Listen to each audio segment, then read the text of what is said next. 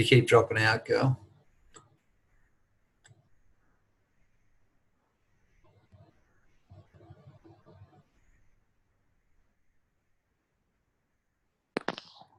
Hi.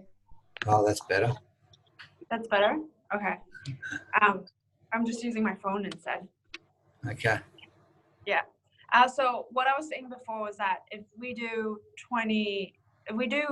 even just 10-minute interview, Great. that would be like to be able to truncate it into like a couple of different questions. I think that would be really good. Yeah, that would be able to highlight the tips that you would have and whatnot. So I was thinking that we would cover on the aspect of from HR perspective. From HR perspective, when trainers come in, consultants come in to do work in innovation itself, what do you see as what's required as like the next level? So I think that would be interesting from your perspective. Just say that again. Just say that again. Sorry. So from an HR perspective, what you see as the handoff and the completion of an innovation process itself, what are the from consultants and from trainers, what do you see as like weaknesses of the delivery, and what's great about it, what are the weaknesses, so that people understand the different formats in which people engage with trainers and consultants. So that was like one of my questions that I would want to have you be able to shed light on, and then talking through also what you see as trends as being able to have a thriving and engaged like workforce. What do you see as like valuable for that? So is there any point that you feel that there are things that you have like a perspective that you do want to share? Like, is there anything that you feel very strongly that you want me to like ask a question that elicits? I think one of the things that we talk about a lot is care factor leadership. So it's about actually, what's your intent as a leader and what you're sort of trying to convey to your team and how you're trying to lead them. Right. It's probably not relevant to this discussion. Can you give me an example of that? Yeah, putting people first. So caring enough about what's important to them to really understand what's driving them, what's driving their behaviour, and how do you actually get the best out of them by wanting the best for them. Right. So you got to care enough as a leader to be interested in your people, and it's about not being interested in results as much as interested in your people. Right. So I see that it can relate to being able to have an aligned team. Like if you want people to feel that their people come first in the company itself, that's it. They're actually more ready to contribute. In that sense, you have more of a sense of information. Information is being shared. So I think that works really well with aligned strategy. Right. So being able to have the right intent in leadership. So I think that can be a really good point. Okay. So my main point when I share my message is that organizational business innovation, the problem is both organizational as well as personal. So it's not being able to translate between the two, the insights of the personal to actually have that be a contribution for the organization. Does that make sense? Like, yeah, it does. Yeah. Yeah. So when people are placed in the forefront, the information goes from the customers to the employees to the management. And my thinking is that when information is flowed properly, with the right leadership, information can flow a lot better. So that's my my perspective, but yeah, I can definitely just ask questions and discuss throughout that. Yeah. You just ask some questions and we'll rock on. Yeah, fantastic. Do you want to record? Yeah, I have. I'm recording as we speak. Yep. Fantastic. So, and how do you want me to introduce you as? Why don't you just say, why don't you do this as if you're doing it for someone else and say, hi, I would just like to welcome Anton today. Anton's come on to talk about how he works with leaders and teams to build better organisations. And we're just going to ask Anton a few questions today. And the first one is, mate, tell us about yourself in 30 seconds or less. Great, easy. And then, so tell us how you think leaders can do a better job to inspire their teams from an innovation perspective or whatever. Yeah, fantastic.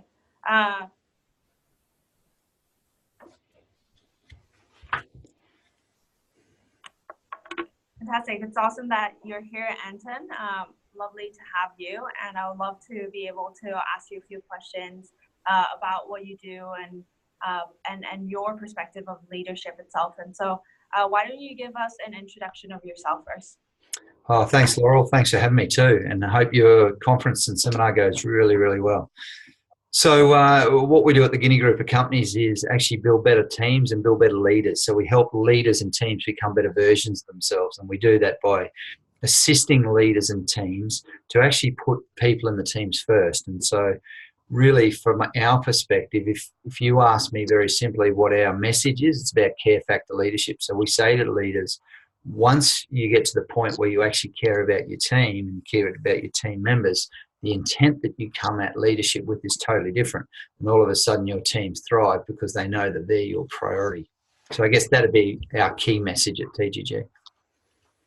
Fantastic. So do you want to elaborate a little bit more about how care factor leadership can help organizations be able to implement innovation and projects better from the innovation perspective? Oh, absolutely. So what we find, and I delivered a session recently at an Illumina conference, and it was all about managing technical staff members and innovative staff members. And when things are changing significantly in businesses and in the world, which they are at the moment, as you know, the knowledge base in the world doubles. What are we up to? About every day or two now that we're doubling the knowledge base on the planet. And so to keep up with that and to actually help people understand that things change that quickly, and it's okay not to be on top of it. It's not okay though is not to communicate to your team what is required of them to actually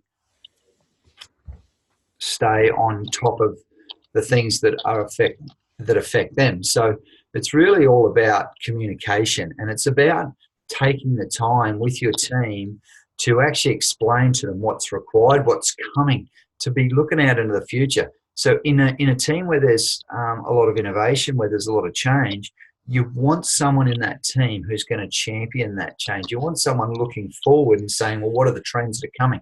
What's going to happen in the world? What do we need as a team to know about? And it might be the leader, or it might be the informal leader in the team. But really it's about communicating clearly, and it's about being, as a leader, aware enough to know how your people are reacting to that change. Because as you know, with innovation comes emotional challenge, because it's the whole, well, how does this affect me? And some people actually feel quite confronted by innovation, and that's okay. We can talk and we can work with those people to help them grow through that process. Again, it comes back to caring enough to know your team enough to know who needs that care at the right time. Right. That's really interesting. And it's my perspective that business innovation problems is both organizational and personal. And what you touch on is such a good point about that innovation itself. It's very confronting. It can be really confronting because it's about being able to adapt to change continuously and be able to do it with your team. And while the expectations are shifting and the plan is always shifting. So what do you see as really key traits for these champions to have in order to be able to do that job well? Like, how do you identify these innovation champions within the organization itself? No, that's a great question. And I think the first thing, again, is this care factor stuff. So, you know, your informal leaders also need to care about their team members. So there's two elements to a team, as you know, Laurel. There's the outputs that the team delivers, and then there's the relationships in the team. So it's what we do and how we do it. So there's these real two sort of elements in a team, and these are very measurable. The outputs are very measurable. So the tangible stuff that we do, the innovation, we're going to make 20 widgets now and we're going to do it this way instead of making 10, and we're going to do it in half the time. Great. You know what? That's going to take a whole lot of people working together to make that happen. So the people that are driving that change, whether it's a formal or informal leader, great communication skills, great engagement skills, great awareness and foresight, and they need to have some intuition. So they need to be able to read other people. There's, you know, the box emotional intelligence, Right. where we're actually self-aware and we're also socially aware. So when you're going through these high change processes or high innovative times where we've got to make these new widgets and we've got to get people aligned, it's really about being self-aware enough to know how you're reacting and what your emotions are doing and what other people are doing and how they're reacting. What are their challenges? So what are their frustrations? What are their emotional stresses? Because as you and I both know, people in teams, especially during innovative or change periods, do struggle to keep their emotions under control. And there's things that we call them emotional stresses. And, you know, it might not be stress per se, but it's something that sets that emotional state off. And all of a sudden we're in a higher emotional state, and that can lead to a negative emotion. And once you're in that place, you know, you might snap or you might become aggressive or abusive or abrupt. And so we sort of got to manage how we deal with people throughout that whole journey. So some of the key skill sets: intuition, emotional intelligence, I would say. Right. That's a really good point, to be able to deal with both the how and the what that's changing. And I love that perspective itself. It always it extends back to what you were talking about before, which is intent. Be able to base your leadership on intent itself and be able to understand your own intent and be able to lead your team through that. So would you like to talk through how you've seen teams be able to do that well, or be able to lead with intent? Yeah. Okay, so what I mean by intent is, so it's interesting, Laurel. First thing that I say about intent is always presume that the person you're talking to has got the right intent. Now that's the first thing, because let's talk about what intent is first. So, and this particular topic shows up a lot around robust conversations or difficult conversations, when we've actually got to work through the how of what we're going to do. We need to make 20 widgets in half the time. How are we going to do that? And I might have an idea and you might have an idea and the third person might have an idea. Now that's synergy, when we've all got different ideas and we all come together and the sum of the parts is greater than the sum of the whole is greater than the sum of the parts. So we pull everyone's ideas together. Now, when it comes to intent, there's a time during that discussion where someone's going to say, well, hold on a sec, my idea might be a little bit better than yours. And what we've got to do is we've got to understand in our own heart that that individual is coming at this conversation with the right intent. So we've got to presume that they want the best for the business and they want the best for the team. Beautiful. Now, when we know that, we can actually come at the conversation with the same intent. So we can come at a conversation not to hurt, not to harm, not to be right, not just to argue about it, but to actually do something that adds value. So we always say there's two things. One is no harm. So if you have an intent in all of your discussions and all your dealings and all your conversations to do no harm to other individuals, job done. That's the right intent, no harm. And then above that, there's this next element of actually building them up and propping them up and actually helping them become better individuals while you do the same. And that's what leadership is propping people up. So when it comes to intent, first of all, presume others have got the right intent, which is to help the business and to help add value. Two, when you're dealing with those people, have the intent of no harm. Don't do any harm. What do I mean by harmful behavior? The 3 A's: abusive, aggressive, or abrupt. Abusive, aggressive, abrupt. If you can take those out of your leadership style, watch your life change. And you might already have those out of your leadership style if you're a leader out there. Great, good work. And then go to the next level where you actually want to prop people up and not pull them down. So that's the intent discussion. Right. Yeah, it's definitely very powerful to be able to have the right intent and be able to have that perspective where you maintain that steady state and be able to truly believe and see the good intentions of people and be able to move with the team in that way. It's easier said than done, absolutely.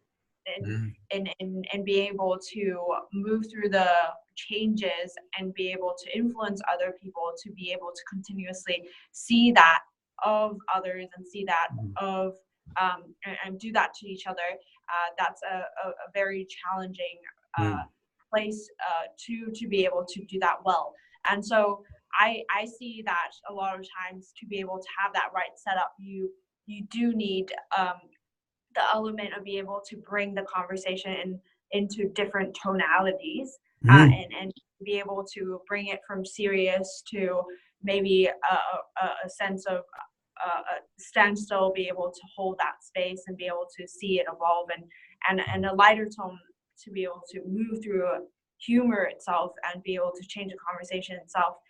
What I see oftentimes is being able to really move through the different stages itself of the different stories people have in their minds, is that they have a new way of coming out to be more of a leader and coming up with better ideas and be able to contribute in a new way. I do want to see that people have that workplace to really unleash that potential and be able to contribute more to greater impact. And yeah, so I truly believe that is a very great starting point, the intent itself, and be able to really educate people on how to do that and be honest and be honest and authentic about where the organization's at and where you are personally. That's only the way to lead, and it's not possible unless we can be more transparent in the way that we're dealing with the leaderships ourselves.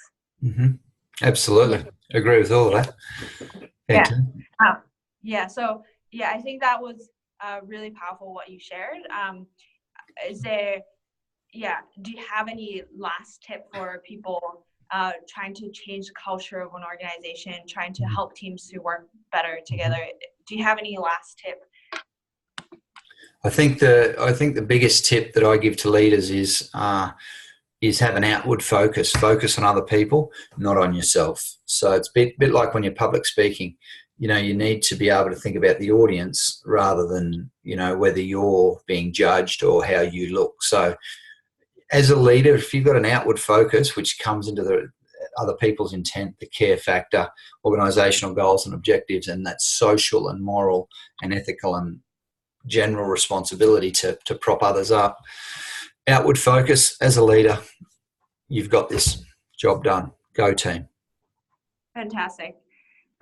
Thank you so much for sharing. And on just the last note, I want to share that there's an event that Six Atlas is holding in Melbourne. Two small groups of people will be coming together on 15th and 22nd of January at Innovation Hub, and we're doing Innovation Circle and talking through building innovation capabilities and how do you lead teams to be more cohesive and be able to really drive the organization forward with aligned strategy. So thank you so much for your time, Anton. Thank you, Laurel. Thank you so much. Good on you. It's been great talking to you. Thank you. Yeah, that was good. Do you have any feedback on just like interview and like anything that you want to share? Like, I think that went. No, are you happy with that? yeah, fantastic. And is there anything that you're working on towards, like for coming out for next year or anything? Yeah.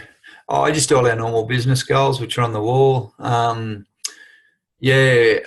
got a couple of January's half taken care of already, so we've got some major projects in January that are kicking off in the new year. So some are one's actually kicking off today. Hence, I'm out in the corporate world today, so I'm looking forward to getting up there and getting that done, and then I'll go to another business where I hope.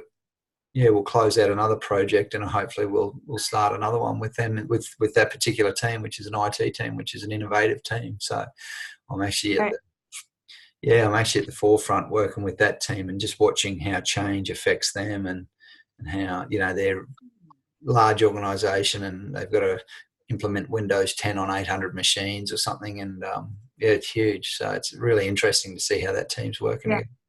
So digitization, like, project or I think it's probably more modernization than digitization. So they're just upgrading everything, including mobile phones as well, so that's interesting.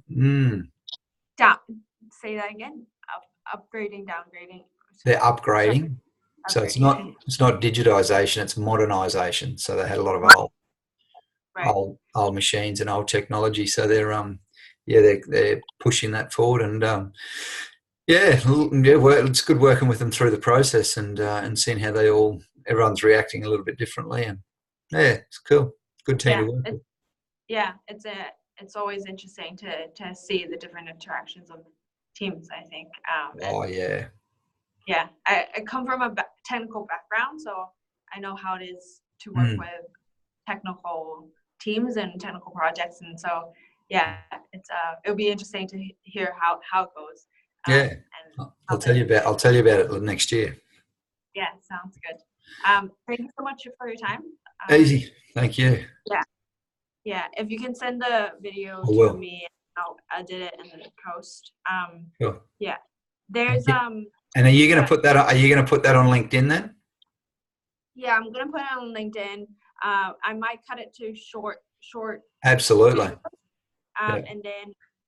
And then post.